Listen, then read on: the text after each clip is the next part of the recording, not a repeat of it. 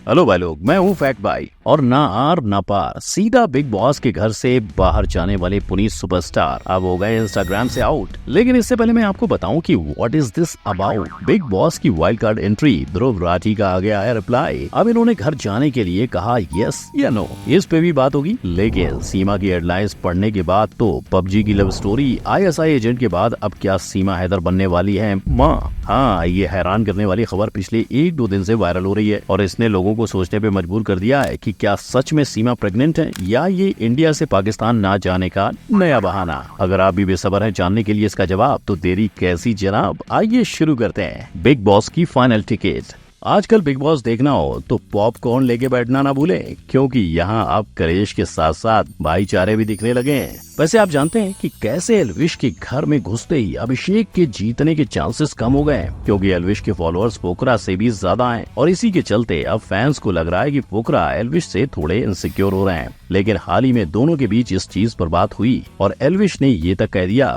कि अब तो कोई भी जीते ट्रॉफी दोनों की होने वाली है। बेशक तू जीते मैं जीतूं, ये समझ लियो ट्रॉफी अपनी कमेटी। यानी बिग बॉस की उन्हें लड़ाने की कोशिश फिर से नाकाम होती दिखाई दे रही है, क्योंकि न सिर्फ ये दोनों एक दूसरे को सपोर्ट दे रहे हैं, इन्होंने हाल ही में रोती हुई आशिका की साइड भी ले ली। तो हुआ यूं कि आशिका को सुट्टे की तलब लगी। वो चली गई जेड को पूछने कि उनका वर्कआउट कब खत्म होगा। उन्हें सिगरेट भी नहीं है, पर जेड भैया थे अपने मूड में और दे दिया उल्टा जवाब। अब इतने में आशिका रोने लगती है और उसे मनाने भाईचारा गैंग और पूजा ताई जी भी पहुँच जाते हैं और इसी समझौते के बीच जेड और आशिका भी गले मिलकर बात सुलझा लेते हैं। यानी लगता है आने वाले 3 हफ्तों में बिग बॉस के घर में और मजेदार किस्से होने वाले हैं। पर हाल ही में मराठी बिग बॉस विनर और बिग बॉस 16 के रनर अप शिव ठाकरे से जब उनके इस सीजन के फेवरेट कंटेस्टेंट के बारे में पूछा गया तो उन्होंने 3 नाम लिए, फुकरा, जिया और एल्विश। तो मैंने 3 तो मुझे देखने में मजा आ रही, जिया, फुकरे और एल्विश। इतना ही नहीं, उनका तो ये तक मानना है कि एल्विश आज तक के बेस्ट वाइल्ड कार्ड एंट्री है। एल्विश मुझे लगता है वो बिग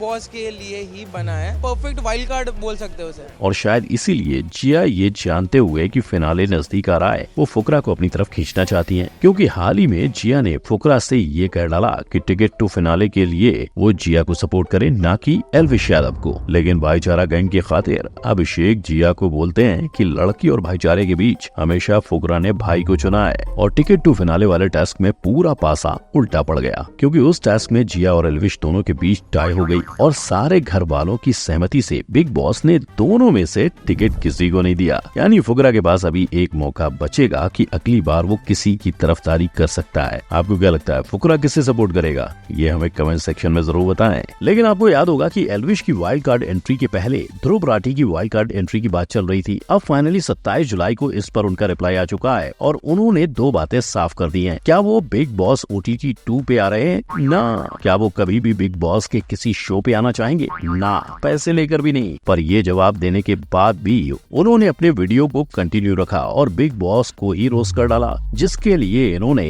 इन 2 बड़े शब्दों का इस्तेमाल किया। अब एवरीडे सैडिज्म को आसान भाषा में समझे, दूसरे को चोट पहुंचाने पे और किसी की बेइज्जती में खुश होना। जैसे रोड पे होने वाली लड़ाई देखते ही पब्लिक मजे लेने लगती है और इस दूसरे बड़े शब्द का मतलब है लोगों की प्राइवेट लाइफ देखकर खुश होना। और इसका एग्जाम्पल देते देते उन्होंने बड़े चालाकी से सौरभ जोशी, आज मैं सुबह उठा, मैंने ब्रश करी, मैंने अपने कुत्ते के साथ खेला, मैं अपनी साइकिल पे चला, और फ्लाइंग बीस्ट को रोस्ट कर डाला। देखो मेरी बच्ची रो रही है, जल्दी से कैमरा ले आता हूँ, अच्छा कंटेंट बन जाएगा। मेरे बच्चे को यहाँ पर चोट लगी, सबसे पहले कैमरा उठाकर उसे फिल्म करो। और अपने वीडियो की एंड करते करते इन्होंने आदि पुरुष के हनुमान स्टाइल में डायलॉग भी मारा। शो किसका? शो बनाने वालों का। पैसा किसका? शो बनाने वालों का। टाइम किसका जा रहा है? आपका जा रहा है। और मेंटल स्टेट किसकी इफेक्ट हो रही है? आपकी हो रही। आपको क्या लगता है, इनकी बातें सुनकर कितने % लोग बिग बॉस देखना छोड़ देंगे और क्या आप उनमें से एक होंगे? अकाउंट से हाथ धो बैठे।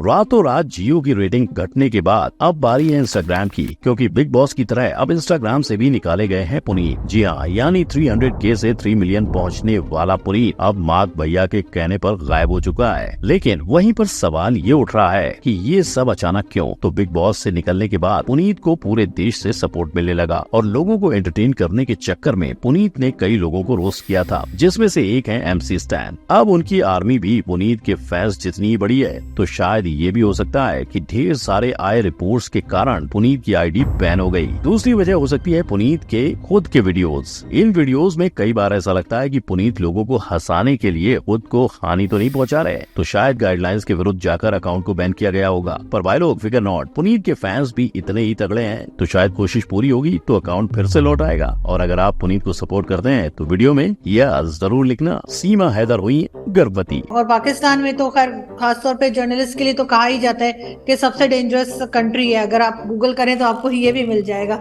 सबसे डेंजरस सिटी इस्लामाबाद को बताया जाता है। ये बयान खुद पाकिस्तानी रिपोर्टर का अपने देश के प्रति है कि इसको ATS बहुत शीघ्र अगर कार्रवाई करती है तो अच्छा है, वरना करनी सेना इसको उठा के और पाकिस्तान के बॉर्डर से वहाँ जाकर फेंक देगी इसको ले जाके। और ये बयान है करनी सेना का, यानी सीमा के लिए आर या पार दोनों ही होगा खूंखार। और इसी टेंशन के बीच एक न्यूज आई सीमा की प्रेगनेंसी की। तो हुआ यूं कि पिछले कुछ दिनों से न सिर्फ सीमा पर सचिन भी काफी बीमार थे, पर लोगों के हिसाब से ये सब उन्हें बढ़ते प्रेशर की वजह से था। लेकिन हाल ही में खबरें ऐसी आई हैं कि सीमा प्रेग्नेंट है। जब एक रिपोर्टर ने इसकी जाँच करने के लिए सीमा के वकील से सवाल किया तो वकील AP सिंह ने जवाब दिया कि अगर ऐसा है तो बहुत खुशी की बात है, पर मैं उनको बहन मानता हूँ तो मैं उनसे ये नहीं पूछ सकता। और तो और AP सिंह ये भी मानते हैं कि होली पर सारे बुरे काम हुए हैं, मगर इस बार डोली आई है। इनका ये बयान शायद बच्चे को तो नहीं दर्शाता, लेकिन भाई लोग मुद्दा ये है कि अगर सीमा प्रेग्नेंट है तो क्या इससे उनके केस में कोई फर्क पड़ेगा। तो इसका जवाब भी AP सिंह ने दिया कि इसका फैसला गवर्नमेंट करेगी, और अगर वो बच्चा हिंदुस्तान में पैदा होता है तो उसे यहाँ की सिटीजनशिप देनी पड़ेगी। मतलब फिर सीमा को ना ही नेपाल होते हुए पाकिस्तान जाना पड़ेगा और ना ही सचिन को फिर PUBG खेलना पड़ेगा। गदर 2 कंट्रोवर्सी। सनी बाजी का ये डायलॉग आज भी गूंजता है, तो उसी नॉस्टैल्जिया को लेकर अब हाजिर हो गया है गदर 2, जहां वही पुराने लोकेशंस, वही पुराना प्यार और वही पुराना हैंडपंप नजर आ रहा है। मगर भाई लोग यहाँ कुछ नया है, तो वो है तारा सकीना का लड़का। लेकिन गदर 2 जितना अपने ट्रेलर से ट्रेंड कर रहा है, उतना ही सनी पाजी के एक स्टेटमेंट से भी कर रहा है। जब गदर का ट्रेलर लॉन्च हुआ था तब सनी पाजी ने कहा कि दोनों मुल्क में प्यार तो बराबर का है, पर ये सियासी खेल है जो नफरत पैदा करता है, और यही कहानी आपको इस फिल्म में नजर आएगी। दोनों तरफ उतना ही प्यार है, ये सियासी खेल होता है जो ये सब नफरतें पैदा करता है। ये जैसे ही उन्होंने कहा तब उस स्टेटमेंट से काफी कंट्रोवर्सी खड़ी हो गई। मगर वेट, आज सिर्फ गदर 2 ही नहीं, उसके साथ रिलीज होने वाली ओ माई गॉड 2 के भी वादे हो गए हैं। तो हुआ ऐसा कि अब फाइनली सेंसर बोर्ड ने मेकर्स को फाइनल कट दे दिए हैं, जिसके बाद फिल्म को A सर्टिफिकेट मिल जाएगा। पर अगर मेकर्स की माने तो वो इससे खुश नहीं है, क्योंकि जिस फिल्म के 15-20 कट हो जाएं तो उसमें बचा क्या। इसलिए मेकर्स का कहना है कि अब इस फिल्म की आत्मा ही खत्म हो गई है। दूसरी तरफ लोगों के सामने अक्षय का वो इंटरव्यू आ रहा है जहाँ पिछले साल उन्होंने कहा कि वो सेक्स एजुकेशन पर एक मूवी बनाएंगे जो अप्रैल या मार्च में रिलीज होगी, लेकिन अब लगता है कि ओ माई गॉड 2 ही वो मूवी है। हालांकि मेकर्स ने इस चीज का कोई भी खुलासा नहीं किया है, पर मूवी का लेटेस्ट गाना हर हर महादेव के लॉन्च से एक चीज साफ हो गई है कि मेकर्स इस फिल्म को लेकर काफी एक्साइटेड हैं। प्रीति की लव स्टोरी।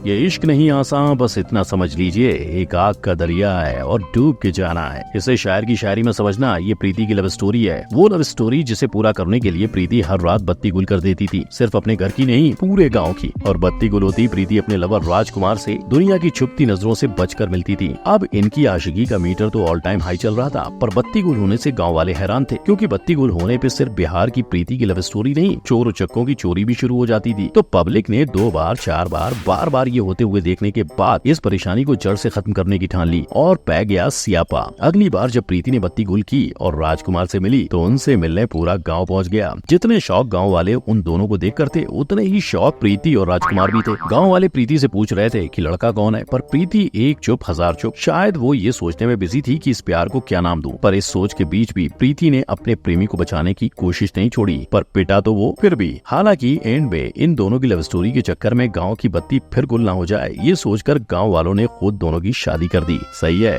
प्यार करो तो ऐसा कि 4 लोग खुद तुम्हारी शादी करवाने पे मजबूर हो जाएं। ये थी आज की वो खबरें जो आई बेट आप मिस नहीं करना चाहते होंगे। तो अगर आपको फैक्ट बाई की डेली अपडेट्स और फैक्ट्स का ये वीडियो अच्छा लगा तो मुझे कमेंट सेक्शन में बताइए। फैक्ट बाई की ऐसी ताजा खबरें देखने के लिए आप अभी इस आई बटन पर क्लिक कर सकते हैं। इस वीडियो को लाइक, शेयर और मेरे चैनल को सब्सक्राइब करें। हम फिर मिलेंगे एक नई वीडियो में, तब तक के लिए जय हिंद।